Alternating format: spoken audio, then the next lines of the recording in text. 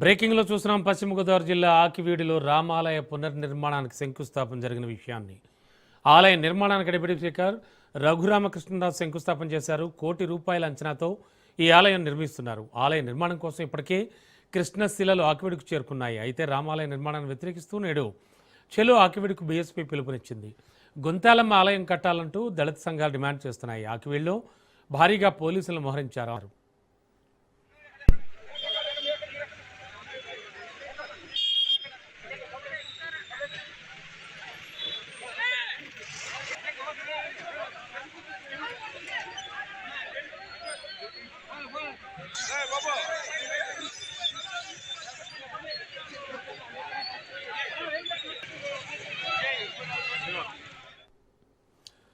ఇక ఇదే అంశానికి సంబంధించి మరింత అదనపు సమాచారం అందించడానికి మా కరెస్పాండెంట్ సతీష్ సిద్ధంగా ఉన్నారు. సతీష్, ఈ దళిత సంఘాలు బీఎస్పీ చాలా ఎక్కువ మంది మోహరించినట్టున్నారు. మీరు పంపిన విజువల్స్లో అవి చాలా క్లియర్ కట్గా తెలుస్తోంది.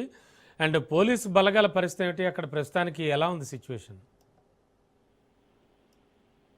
రమణ, పశ్చిమ గోదావరి జిల్లాలో అయితే ఈ రోజు ఉదయమే 7:14 రామాలయం పెద్దపేటలో ఉన్న శంకుస్థాపన జరిగిన రామాలయాన్ని అడ్డుకోవడానికి ఇక్కడికి దీనికి సంబంధించి అదే అంటే రామాలయ పునర్నిర్మాణ కార్యక్రమం ఉద్రేకకు దారితీస్తుందని చెప్పవచ్చు.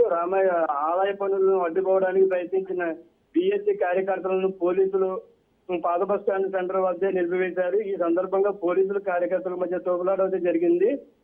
పోలీసులకు బీఎస్సీ నాయకులకు కార్యకర్తలకు ప్రత్యేక వాహనంలో పోలీస్ స్టేషన్ కు తరలించడం జరిగింది.